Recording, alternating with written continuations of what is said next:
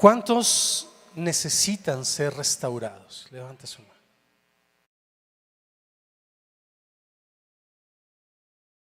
¿Alguien no necesita ser restaurado?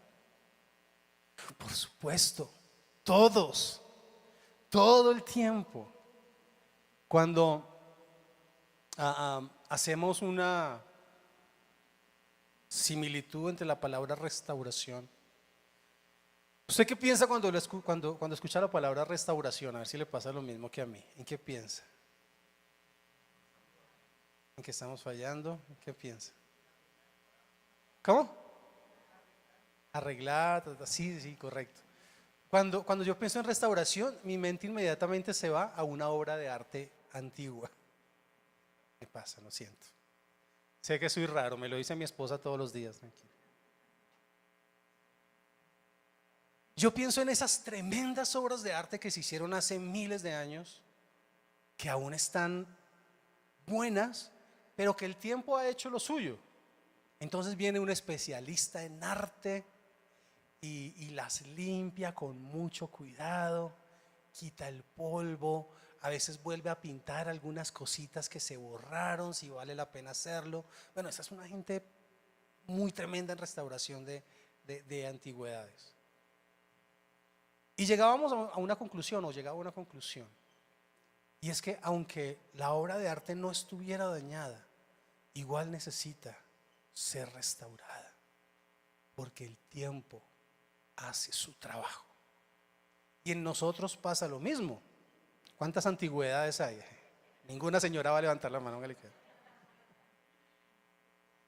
No, aquí todos somos obras nuevecitas. Somos nuevo nacimiento, para que nos digan somos obras nuevas. Pero aún así cada día necesitamos nosotros, como cantábamos hace un momento, ser renovados, ser restaurados. Aun cuando somos hombres y mujeres de Dios, aun cuando servimos, aun cuando Dios nos usa, cuando tenemos ese privilegio de que Dios nos use, no podemos dar por sentado de que ya Dios no tiene nada más que hacer en nosotros. Ya Dios alcanzó su perfección en esta obra de arte, en este monumento. No. Y buscando ejemplos en la Biblia, usted sabe que a mí me gusta mucho buscar historias y buscar ejemplos para ilustrar mejor algunos temas. Encontré historias de hombres tremendos, hombres de Dios, que tuvieron que ser restaurados. Y vamos a analizar primero a uno de mis personajes favoritos, el señor rey David. Vaya en su Biblia al segundo libro de Samuel, capítulo 11, por favor. Segundo libro de Samuel 11, sí señor. Dice en el versículo 2: una tarde, después del descanso de mediodía, David se levantó de la cama, es decir, estaba durmiendo la siesta después del almuercito, y subió a caminar por la azotea del palacio. Mientras miraba hacia la ciudad, vio a una mujer de belleza singular que estaba bañándose. Luego envió a alguien para que averiguara quién era la mujer, y le dijeron: es Betsabé, hija de Elián y esposa de Urías elitía. Urías era el comandante del ejército de Israel. Israel en ese momento se encontraba, como casi toda su historia hasta hoy día, en guerra. Entonces Urías obviamente estaba en el campo de batalla, y David se enamora de la esposa de Urías, aberriondo. Así que David envió mensajeros para que la trajeran, y cuando llegó al palacio se acostó con ella. Luego ella regresó a su casa. Betsabé recién había terminado los ritos de purificación posteriores a su periodo menstrual. Tiempo después, cuando Betsabé descubrió que estaba embarazada, le envió el siguiente mensaje a David: estoy embarazada. ¿Qué se imaginan ustedes que sintió David en ese momento? Ahí fue cuando David dijo: la embarré. Ni siquiera cuando cometió el pecado como tal, sino cuando empezó a ver la consecuencia del pecado. Entonces, para parafrasear la historia, usted la lee con cuidadito en su casa. David empieza a tramar una estrategia para quitarse la culpa de encima. Entonces, la primera estrategia de David es: echémosle la culpa a Urías. Digamos que el hijo es de Urías, pero Urías estaba lejos en el campo de batalla. Hacía no sé cuántos meses o semanas no iba a su casa. Entonces lo manda a llamar. Dice: traigan a Urías, vamos a darle unas vacaciones. Llega Urías delante del rey David, y el rey David le dice: tranquilo, papá, vaya, esté con su esposa, descanse, se lo merece. Usted ha sido un buen soldado, quiero darle un premio, vaya y descanse con su esposa una noche. Urías, pues, obediente a la instrucción del rey, va a su casa, pero no se acuesta con su esposa. David, hoy estoy hablando mal de David. David, yo les había dicho que era mi personaje favorito del Antiguo Testamento. David, el adorador, el que escribió la mayoría de esos salmos tan hermosos con los cuales muchos de ellos adoramos hoy a Dios, mandó matar literalmente a Urías. Lo mandó como carne de cañón.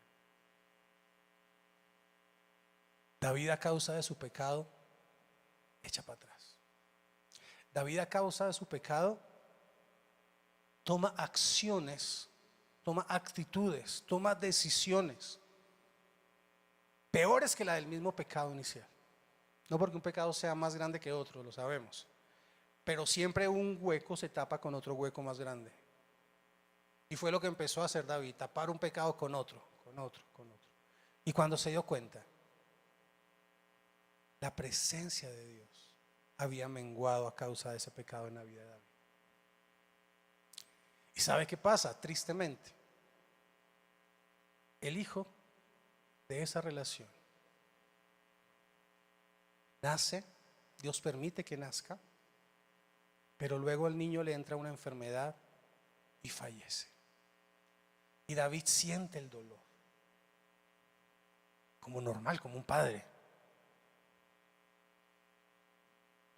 Pero una característica hermosa de David, y es por la cual es un hombre conforme al corazón de Dios, no era porque fuera perfecto, claramente, era porque era un hombre sensible a Dios. Él decía: pequé contra ti, no merezco tu presencia. Era un hombre que fácilmente rasgaba sus vestiduras de dolor. Y Dios decide levantar a David. Y no solo levantarlo, sino darle un nuevo hijo con Betsabé. ¿Saben cómo se llamó el hijo que tuvo con Betsabé? Salomón. Y de esa unión, que empezó mal, muy mal, Dios levantó algo poderoso. Dios levantó al sabio más sabio que ha existido sobre la tierra, al rey más sabio y más grande incluso como rey que David. Pero David tenía que presentar su corazón, tenía que abrir su corazón, tenía que romper su corazón para que Dios restaurara su vida. Y yo no sé en nosotros qué hay que necesite ser restaurado. Yo sé que habrán muchas cosas, cada uno de nosotros necesitando restaurarlas de manera muy particular. Aquí no le va a pedir a nadie que ponga su pecado, pues, y que nos diga en qué tiene que ser restaurado, porque yo sería el primero que tendría que hacer una lista gigante de cosas que Dios aún está trabajando y aún está restaurando en nuestra vida. Por eso estos tiempos en los que Dios nos está llevando como iglesia, yo no sé si usted lo percibe, pero están pasando cosas muy poderosas espiritualmente en esta casa. Si usted no lo percibe, voy a darle una ilustración para que más o menos vaya abriendo los ojos. El año pasado, Dios nos habla todo el año de integridad. Y cuando Dios nos pide integridad es por algo. Este año es el siguiente paso, la integridad, que es la rectitud. Tiene mucho que ver una cosa con la otra. Y nos habla y nos dice: los necesito íntegros. Iglesia, hijos, los necesito rectos, es decir, de una sola pieza, de un carácter en Dios importante. Ahora estamos en un tiempo hermoso de ayuno. Yo no sé hace cuánto Dios no nos dirigía a esto, a un ayuno congregacional de varios días. ¿Que es fácil ayunar? No. Aún para los que nos gusta ayunar, no es fácil hacerlo. Porque la carne, sobre todo a los que nos gusta harto la carne, pide. Pero esto hace parte de esa integridad y de esa rectitud. Yo decidí hacer el ayuno. Bueno, Señor, voy a tratar de hacerlo como tú lo pediste. ¿Unos hemos tenido el pecadito? ¿Quién no ha pecado en estos días de ayuno? Seguro. Pero ¿cómo está tu actitud de corazón con respecto a este ayuno? Dios no te está pidiendo un ayuno perfecto, no te afanes. Y si algún día te mandaste una mogolla por ahí por accidente, como dice el pastor, no hay condenación. Tranquilo. Pero caminemos en esa rectitud que Dios nos está llamando. Esta instrucción del ayuno, yo siento que es una consecuencia de lo que Dios nos ha venido enseñando previamente. Y se viene algo maravilloso, que son 3 días de retiro espiritual. Entonces, date cuenta que están pasando cosas grandes espiritualmente. A veces no nos damos cuenta. A veces solamente caminamos y es como montarnos en el bus sin mirar el paisaje, sin mirar las cosas buenas que están pasando alrededor. Y Dios está planeando algo espectacular para su vida, iglesia. Dios está planeando algo grande. Por eso cuando decía Chucho, están pasando milagros para que podamos ir. En mi vida también están pasando milagros para que yo pueda ir. En mi casa somos 7. Si Dios no hace un milagro, yo no puedo ir con mi familia a ese campamento. Así que siga creyendo, no pierda la convicción, no se desanime. Vamos a llegar a ese momento, porque Dios está restaurando cosas importantes en nosotros. Hay otro personaje que me llama muchísimo la atención. Está en el Nuevo Testamento.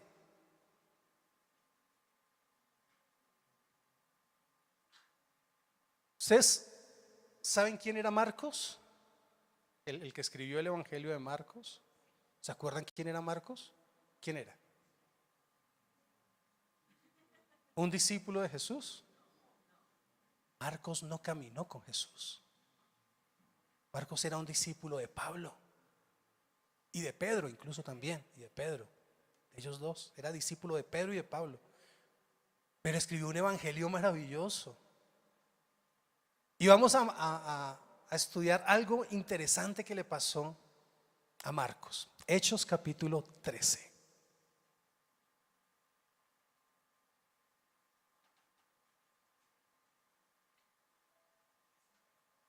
Dice que estaba Pablo con uno de sus compañeros, Bernabé, e iban a salir a uno de sus viajes misioneros. Pablo y Bernabé estaban armando su combo porque se iban a visitar muchas ciudades a predicar a Jesucristo. Uno de esos discípulos que se iban a llevar con él era Marcos. Ahí aparece Marcos en la historia, cuando acompañaba a Pablo y a Bernabé en ese primer gran viaje misionero. Pues resulta que dice la palabra aquí en Hechos que empezaban a visitar sitios, empezaban a hablar de Jesús. Seguramente Dios los usaba para hacer milagros, el Espíritu los respaldaba, pasaban cosas maravillosas. Pero un día, versículo 13, luego Pablo y sus compañeros salieron de Pafos en barco rumbo a Panfilia y desembarcaron en la ciudad portuaria de Perge. Allí Juan Marcos los dejó y regresó a Jerusalén. Juan Marcos se baja del bus. ¿Por qué razón?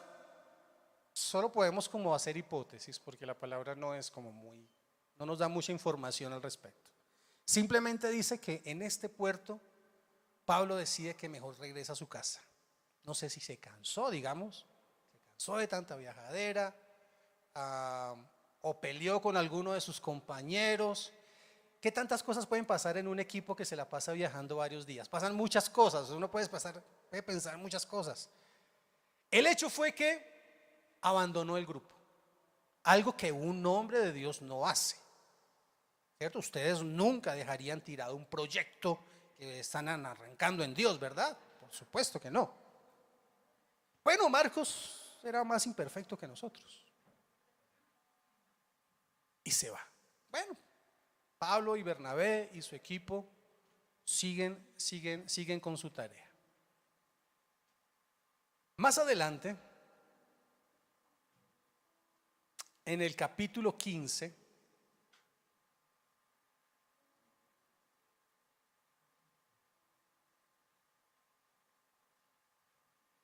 ya han recorrido muchas ciudades, digamos que ya esa gira, por llamarlo de alguna manera, que estaban haciendo por muchos sitios predicando a Jesús terminó. Y tiempo después, Pablo y Bernabé dicen: oiga, vamos a visitar esas ciudades donde predicamos, donde convencimos a muchos de entregar su vida a Jesús, se convirtieron mejor muchos a Jesús. Vamos a visitarlos, a ver qué pasó, ¿no? No era fácil tener una comunicación fluida en esa época como la teníamos ahora. Lo máximo que habían era cartas que se podían demorar días, semanas o meses en llegar de un destino a otro.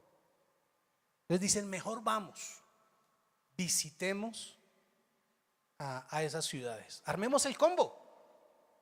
Entonces empezaron nuevamente a llamar a los que habían viajado con ellos la primera vez.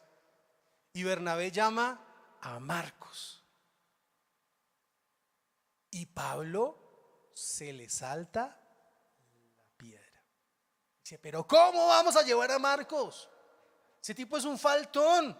Ese tipo nos dejó tirados. En Marcos no se puede confiar. Y Bernabé le dice: démosle otra oportunidad, Pablo. Vea que el chino volvió, está orando, está juicioso. No. O sea, dice la Biblia que hubo un desacuerdo tan grande entre Pablo y Bernabé que se separan por causa de Marcos. Por causa de que Bernabé quería darle la oportunidad a Marcos nuevamente, y Pablo, un hombre muy estricto, un hombre muy correcto. Entonces Pablo se consigue otro partner para hacer sus vueltas por su lado, y Bernabé se va con Marcos. Marcos, yo no sé por qué razón echó para atrás. No sé si fue un pecado o si fue sencillamente un cansancio o si fue una relación interpersonal, no sabemos. Pero Marcos necesitaba restaurar su relación con Jesús. Por eso yo admiro a Bernabé mucho. Bernabé, un restaurador como los que necesitamos. Un restaurador que te diga: no importa lo que pasó, no importa.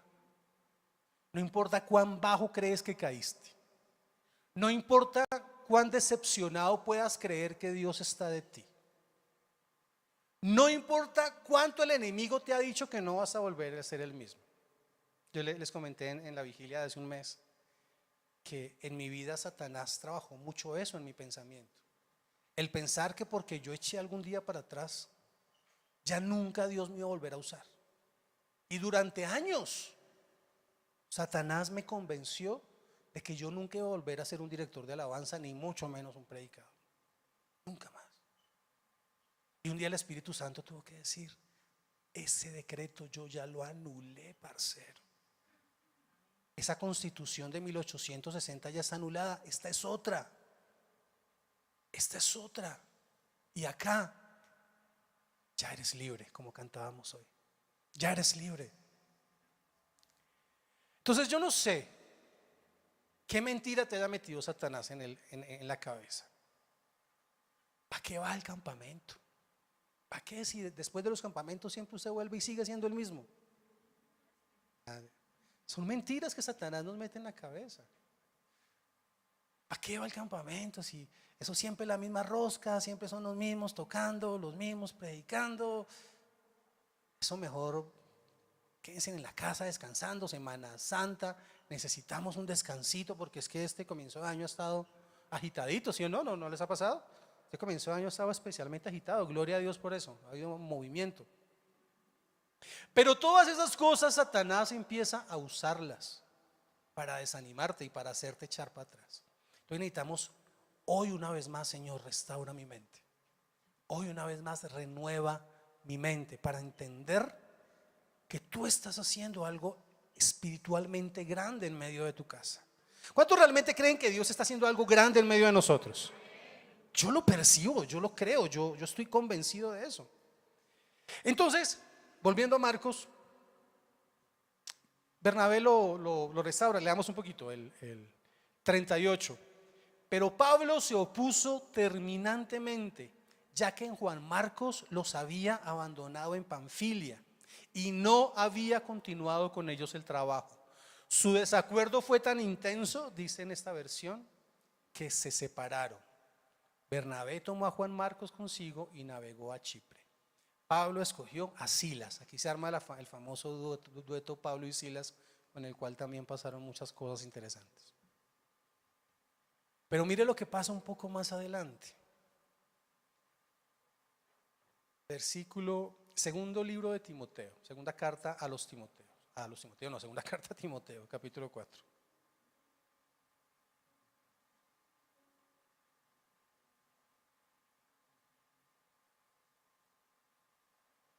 Pablo ya ha tenido unos años de ministerio. Pablo aquí en Timoteo ya ha tenido experiencia, ya le han pasado mil cosas, ya ha estado preso varias veces, ha tenido decepciones como muchas veces las tienen también muchos hombres de Dios. Y mire lo que le escribe a Timoteo, versículo 9. Timoteo, por favor, ven lo más pronto posible. Yo me imagino a Pablo acá un poco triste, de pronto un poco se siente solo. Dice, Demas me abandonó porque ama más las cosas de esta vida y se fue a Tesalónica. Hizo algo parecido a lo que había hecho Marcos antes. Crescente se fue a Galicia y Tito a Dalmacia. Solo Lucas está conmigo. Trae a Marcos. Pablo, que no quería saber nada de Marcos en los Hechos, aquí le dice, mire, hay gente más faltona que Marcos. Este y este. Véngase, Timoteo, visíteme. Ay, tráigase a Marquitos, que se me cae bien. Siempre lo he querido, siempre ha sido mi parcero. Esa es la manera en cual Dios restaura a su pueblo. A tal punto que cuando todos nos desechan, a tal punto que cuando has dicho ya de ti no sale nada bueno, entonces los hombres de Dios dicen, no, Dios ha puesto algo en ti. Y yo te digo algo, iglesia, a cada uno de ustedes, Dios ha puesto algo maravilloso, algo grande, algo espiritualmente que rompe barreras en ti. No dejes que el enemigo te convenza de lo contrario. Repito, no importa la situación, no importa cuán faltón fuiste, si te bajaste del bus en algún momento, no importa cuál haya sido el pecado que te está carcomiendo. Anoche hablábamos con los varones. Nosotros somos, dice la palabra, esclavos de lo que obedecemos. Y si tú obedeces esas palabras que Satanás está poniendo en tu cabeza, estás siendo esclavo de esas palabras. ¿Usted a qué le cree más? ¿A esos pensamientos que Satanás pone en su cabeza o a la palabra de Dios? Ok, con los que aún no lo creen, diga, yo creo a la palabra de Dios. Dígalo, yo creo a la palabra de Dios. Yo creo lo que Dios dice en su palabra. Y su palabra dice que Él puede levantarme. Su palabra dice que Él puede restaurarme. Yo no sé cuántos de acá se han enamorado del esposo o de la esposa de otra y lo mandaron matar como David. Sí. Ojalá no haya ninguno acá así. Pero aún a uno así, Dios se atrevió a llamarlo hombre conforme a mi corazón. Así que no nos dejemos meter mentiras y no nos dejemos robar la bendición, la unción, el propósito con el cual Dios nos está moviendo en este 2024. Este es un año hermoso. Este es un año hermoso. Créaselo. Créaselo. Lo que pasa es que no hemos visto el paisaje en el que Dios nos está llevando en el camino. Pero si abrimos un poquito los ojos y miramos por la ventana, dices, wow, estos paisajes no los había visto el año pasado. Oiga, este camino está más bonito. Oiga, aunque los del otro bus se quejan, oiga, vea qué sol tan maravilloso, qué montañas. Si así es el camino, ¿cómo será el destino? ¿Cómo será cuando lleguemos a nuestro destino? Así que caminemos en las instrucciones que Dios dé a su iglesia todo el tiempo. A veces tenemos que caminar sin entender. Hablábamos anoche también, voy a poner una de las historias que estudiábamos anoche. Había mucha gente siguiendo a Jesús ahí en el libro de Juan, ustedes lo pueden leer. Las multitudes seguían a Jesús, miles detrás de Jesús. Un día le toca a Jesús alimentar a 5,000 hombres con sus familias. Imagínate cuánta gente alimentó ese día a Jesús. Y la gente veía que Jesús hacía ese tipo de milagros, entonces lo seguía. Y lo seguía, y a donde iba cada vez era más gente. Pero ¿sabes qué pasó? Un día le dijeron, bueno, Jesús, ¿y el pan? Sí, muy bonita la prédica. ¿Y la comida? Tenemos hambre. Y Jesús les dijo, no les voy a dar más pan. ¿Sabe qué? Yo soy el pan de vida. Y el que come de mí no tendrá hambre nunca. Y la gente dijo, pues, o sea, canibalismo, ¿cómo es la cosa? No lo tenemos que comer a usted. Y Jesús tiene que empezar a discernir a su pueblo. Aquellos que entienden al maestro y lo siguen, y aquellos que no lo entienden y también lo siguen. Para esa gente no era fácil entender hoy el concepto de que Él es el pan de vida. Hoy día usted y yo lo entendemos, porque ya conocemos todo el Antiguo Testamento, lo que pasó, lo que significa, entendemos la Pascua, entendemos la cena. Ellos en ese tiempo apenas estaban empezando a dar esos pasos en la nueva gracia que traía Jesús. De hecho, el Espíritu Santo aún no se les había revelado. No lo entendían, entonces murmuraban, este man está loco, pero esperemos a que nos dé el pan y el pescado y nos vamos. Pero Jesús les dice, ¿sabe qué? No hay más pan ni más pescado. Los que se quieran quedar, bienvenidos. Los que no, vayan con Dios. ¿Y sabe qué pasó? Se desocupó el auditorio. Quedaron unos pocos. ¿Qué haría usted? ¿Qué haría yo? Se ha puesto a pensar, si Dios mañana nos dice, no te voy a dar más, no hay más pan ni más pescado. ¿Nuestra actitud sería la misma? No importa, Señor, no importa que no me respondas, no importa que no me des eso que te estoy pidiendo. Muy poquitos se quedaron, dentro de ellos sus 12. Y les pregunta a los 12, bueno, ¿y ustedes? ¿Se quedan o se van? Y sale Pedro y dice, Señor, ¿a quién más iremos si solo tú tienes palabras de vida? Gracias por acompañarnos hoy. Suscríbete a nuestro canal para que veas más contenido de nuestra iglesia. Recuerda, somos la Gran Comisión Bogotá.